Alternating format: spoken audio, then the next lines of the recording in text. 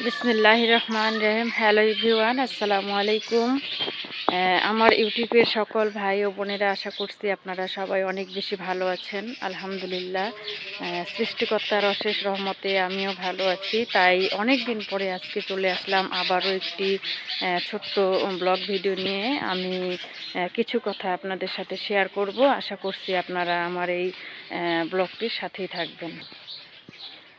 আমি আশা করব আমার সকল ভাই ও বোনেরা অনেক অনেক ভালো আছে। আর সৃষ্টিকর্তার অশেষ রহমতে আলহামদুলিল্লাহ আমিও অনেকটা ভালো আছি। সেই জন্য হয়তো আবারও আসতে পেরেছি। আর দীর্ঘদিন যাবৎ আমি নিয়মিত ইউটিউবের মধ্যে থাকতে পারি না, নিয়মিত ভিডিও আপলোড করতে পারি না।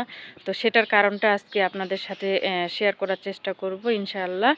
আর আপনারা আশা করছি আমার এই ব্লগটির সাথেই থাকবেন, এবং কি যদি ভালো লাগে অবশ্যই চ্যানেলটি সাবস্ক্রাইব করে পাশেই থাকবেন।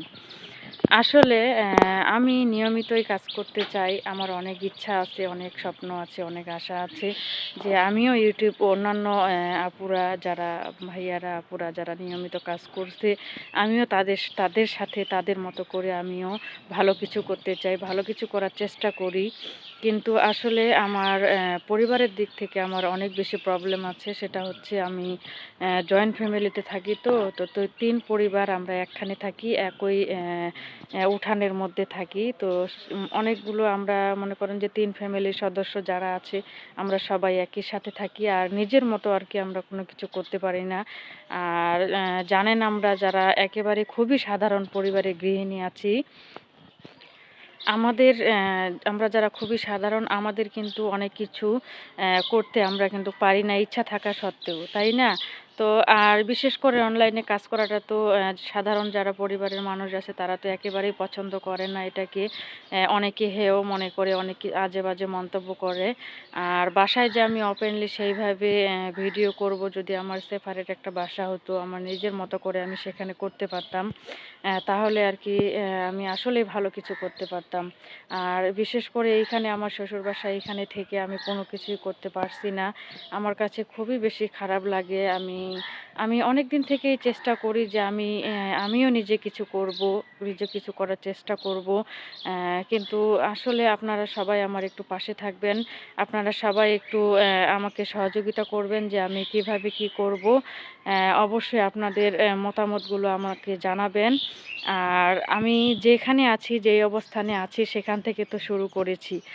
আর এখান থেকে যেন আমি ভালো কিছু করতে পারি, যতটুকু সম্ভব আমি আমার অবস্থানের পরিবর্তন করার চেষ্টা করছি। আপনারা সবাই দোয়া করবেন আমি যেন খুবই শীঘ্রই আমি আমার নিজের মতো করে আমার স্বপ্নের একটা বাড়ি তৈরি করে সেখানে আমি চলে যেতে পারি। আপনারা সবাই আমার জন্য সেই দোয়াটা করবেন।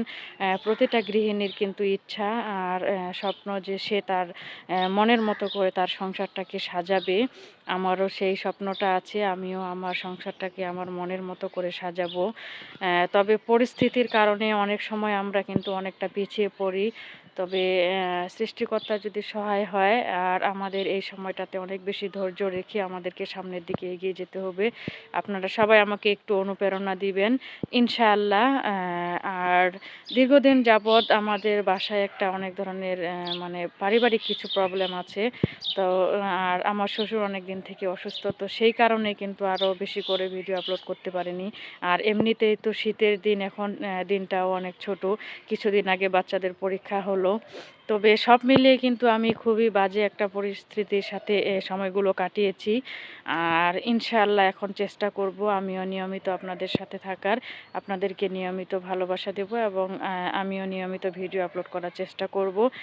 আর আসলে আমার দেখানোর মতো আপনাদের কিছুই নেই। আমি খুবই সাধারণ পরিবারের একজন গৃহিণী, আর খুবই সাদামাটা লাইফস্টাইল আমার। আর এই সাধারণতই আপনাদের সাথে শেয়ার করার চেষ্টা করব। আশা করছি এখান থেকে আমাকে আপনারা অনেক অনেক ভালোবাসা দিয়ে সামনের দিকে এগিয়ে যাওয়ার জন্য কিছুটা হলেও অনুপ্রেরণা দিবেন।